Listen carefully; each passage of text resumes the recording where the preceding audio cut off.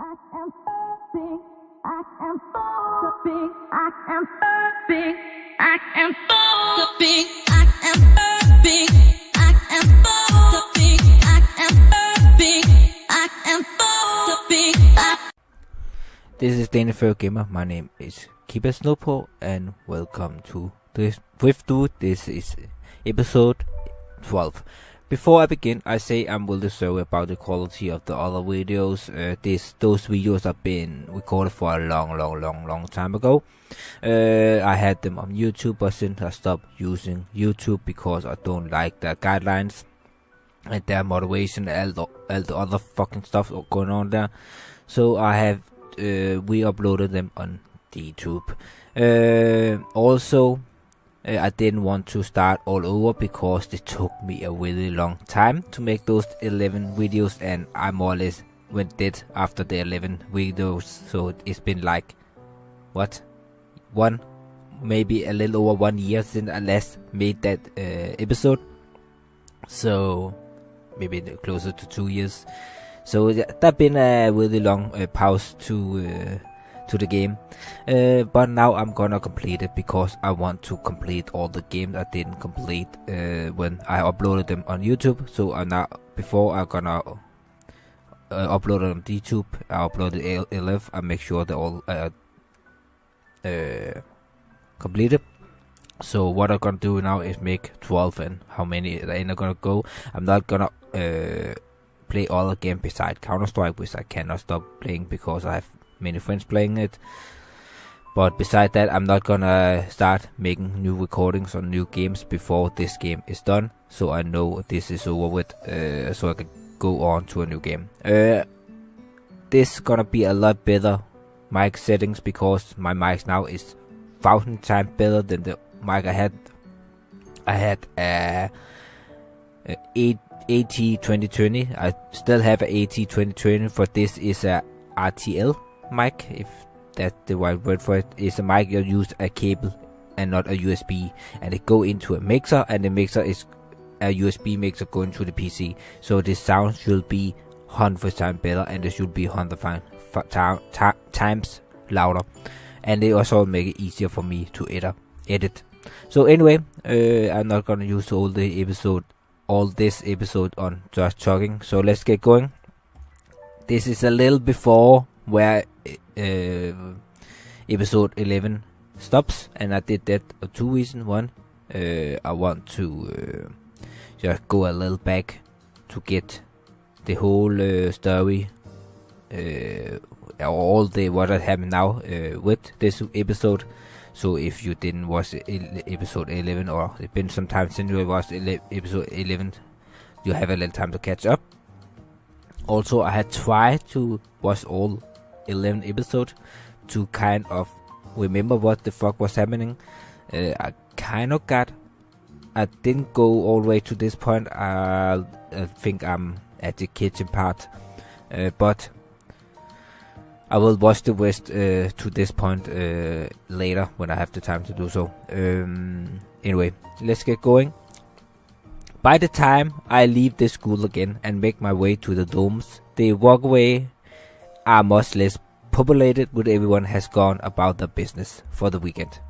Personally, I don't really have anything planned, which is sort of depression. Figure I should probably spend the weekend trying to get a look around the Iceland, like Mr. Marlott suggested. At least I get to hang around with Ellen and Carrie for a bit to finish up the reminder of the paper. Maybe they could show me around, although the thought of Ellen being a tour guide is laughable. I can imagine there will be very many happy customers on that tour. Racing closer to the dome, I slip under the shade of the trees that mark the halfway point between the school and the dome. The corner of something orange caught my eye, and I look over to see Karen and Ellen standing together alongside of the trees inside the grove. Karen is quick to notice that I am walking by and gestures me over. Hey, what's up? Not much, how about you two? Ellen figures with her sleeve but eventually is able to break away from hiding behind Karen.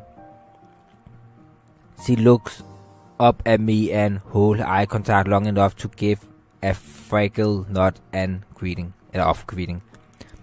Any plan for the weekend? Karen has a look on her face that shows she already thinks she knows the answer to the question. Nothing aside from helping Ellen out with the paper. Karen taps her chin lightly with the tips of her finger and a devious smile coming to her lips as she looks between Ellen and me.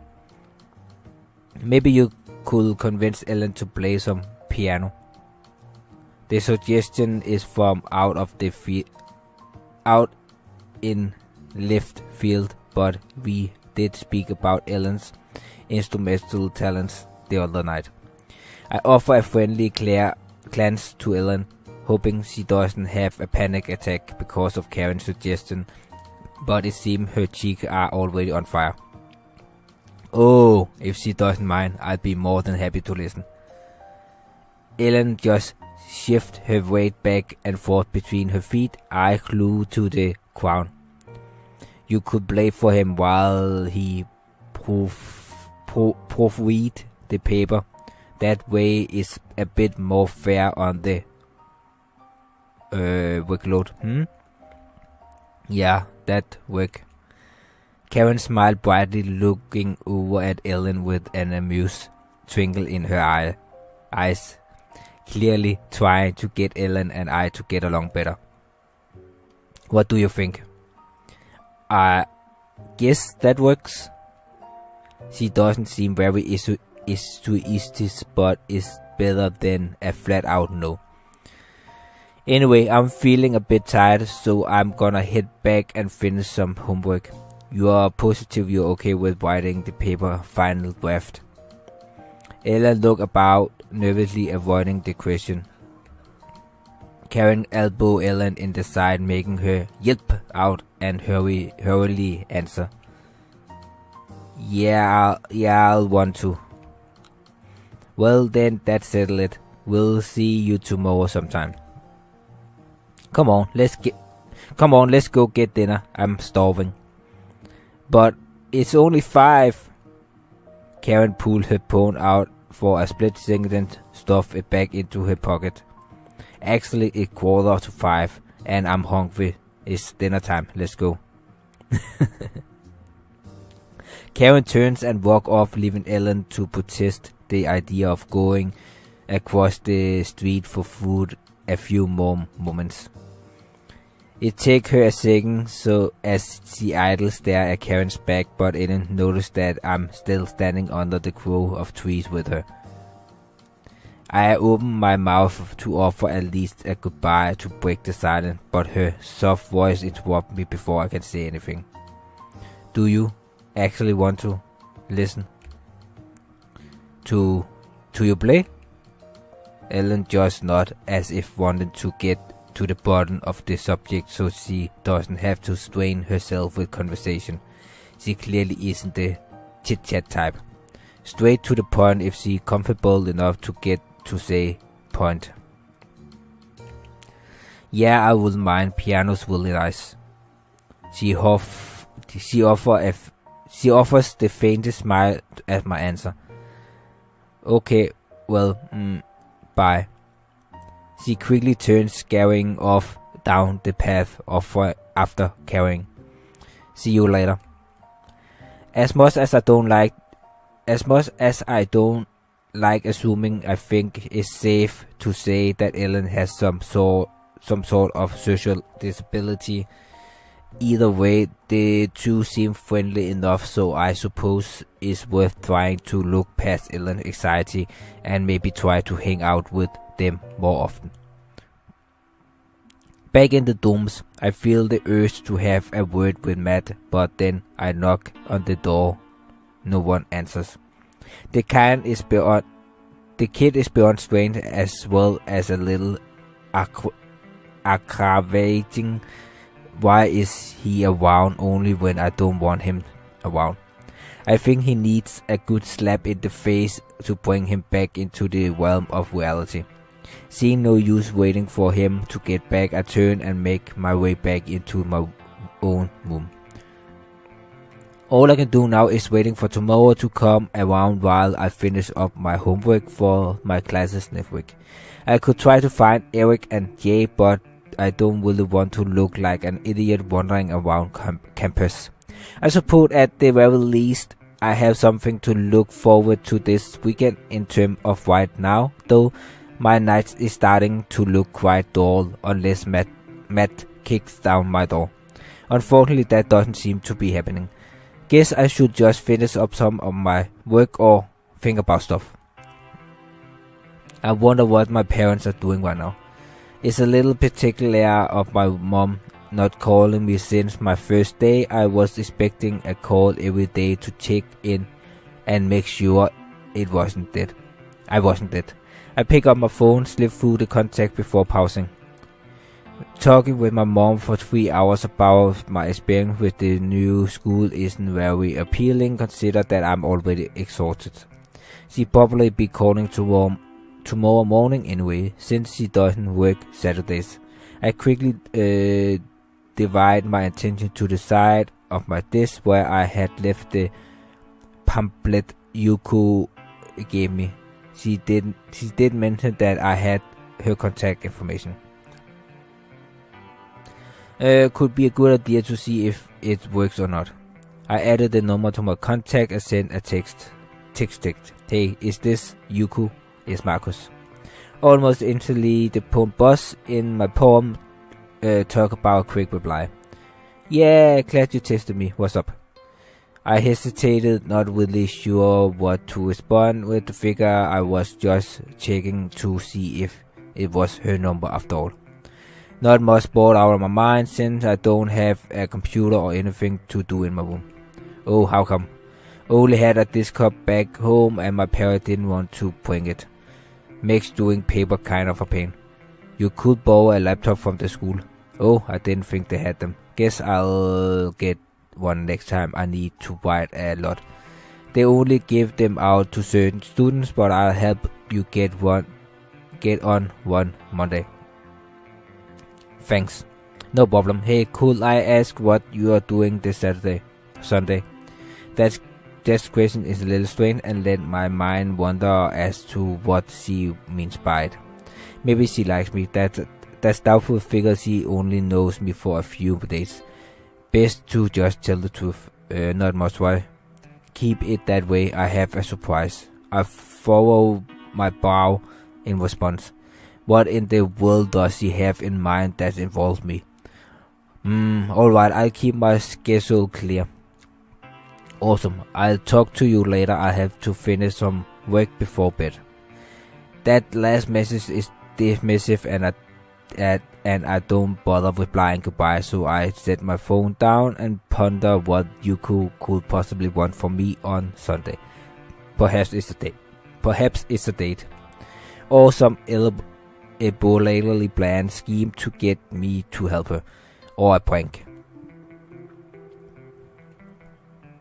I shake my head downly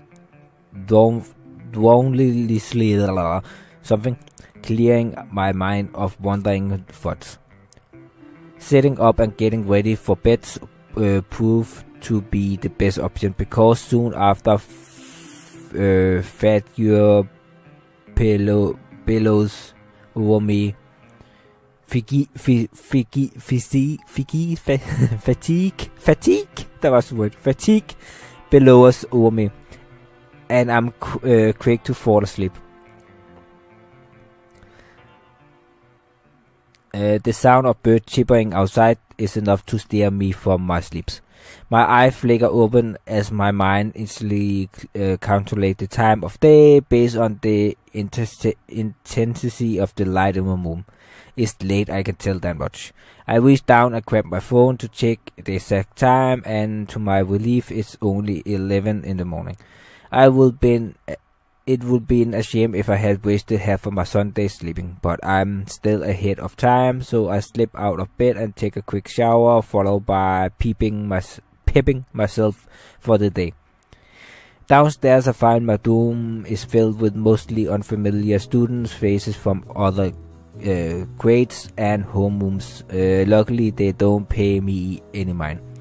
Eventually I spot a kin tone I recognize, even if I don't want to think of it like that. It's hard to not to. He turns as I approach and offers a nod of greeting. Hey, what's good? What's good? I don't know what's good. He's not wearing his school uniform. In my haste to get out of room, I mistakenly slip mine on without a second thought. Oh crap, hey, forgot I still own my own clothes. Jay offers a comforting grin as if he knows the feeling of getting caught in the habit of wearing the uniform as well. It's fine, some people actually wear the uniform all the time. Kind of weird if you ask me. Elric butts into the conversation, having been talking with other classmates nearby. I don't actually mind it too much. Either way, what's going on today?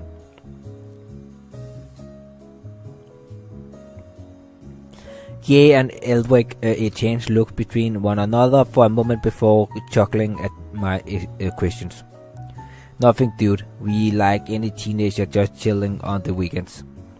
There are some clubs and stuff, but it's what if? Yeah, Mallet was talking to me about them yesterday. Nah, man, don't listen to him with that kind of boring crap. He'll push you toward their like a game development club and writers club or what else. Elric glanced up at Jay, leaving the rest of the question to his taller companion. Film club, art club, all that kind of stuff. You could check at the front desk if you want on Monday. Joining a club give extra grade or something. The two of them look over my shoulder for a split second and attempt to follow their visual lead, but I feel an arm latch around my shoulder. You could join the Club of Dark Arts and Magic. I quickly give Matt a little shove, not wanting him anywhere near me after yesterday's incident. I don't think I want to join your Harry Potter club, thanks, Matt. But Marcus, you're a wizard! I nearly finished his sentence screaming, and from their look, all of the other students around the dome heard him just as clear as I did. As much as I love being passive, dealing with Matt is like dealing with a 5-year-old who is incredible of adult conversation. Shut up. Fine, don't join. We didn't want you anyway. Matt lets out a disappointing huff and wager back in defeat to what he was doing. Elric, Jay, and I shared a look, shock of mad oddity, and returned to the realm of normal adult conversation once again. I'll take a look on Monday. I've never really been into club or clubs or anything though. It's worth a shot, plus it's something to do after school. You might find something you like. Jay pouted his lips for a moment and smiled. I enjoy culinary club back when it was in it.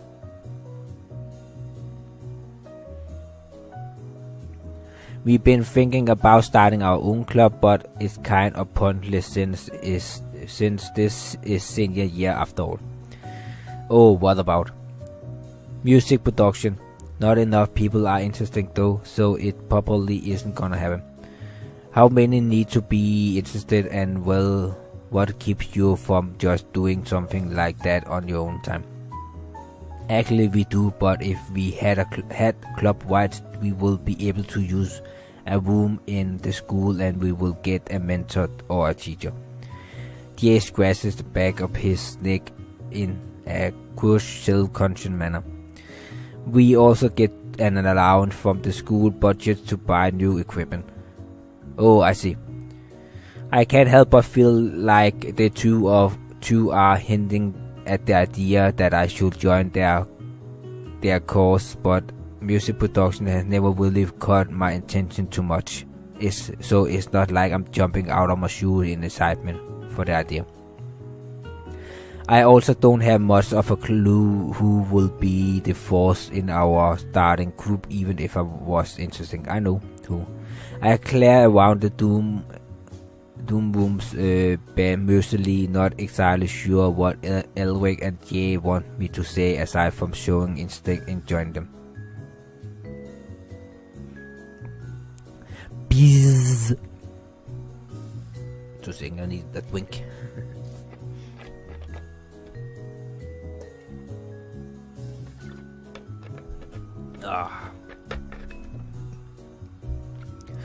Luckily, my phone vibrated in my pocket caused a pause in the conversation. The two nod their heads, gesturing for me to take the call. I step outside the dorm, finding that the weather is as perfect for a weekend as it can possibly be. Warm and sunny with a refreshing breeze. The phone vibrates once more before I open it up and press it to my ear. Hello? Hey you. How are things? How are you? How is the school? She rumbled on for a few more minutes before taking in a deep breath and going silent, finally letting me answer her questions. They're good, I'm good, it's good. Marcus, I know you're talkative, but try to contain yourself. It's only been 5 days. She laughed at her own joke for a moment, leaving me to just roll my eyes. Her sense of humor is beyond lame. Either way, I'm forced into sharing with her about the school, the people, and how I feel about everything. People pass by where I stand with each occurring minute, and before I knew it, I nearly spent a half hour listening to my mom lecturing me about how I need to be careful and keep my grades up. Okay, thanks, I'll call you back sometime next week, but I need to get going. Alright, and remember, exercise your shoulder muscles. K, love you, mom. Bye. I hang up, not wanting to hear any more of her overprotective rumble as I stare down at it in my phone, hoping it wouldn't start buzzing up again. Luckily, the phone doesn't beacon for my attention again, and I let out a relief sigh. I clear up from my hand and look outward across the garden, but my view is blocked.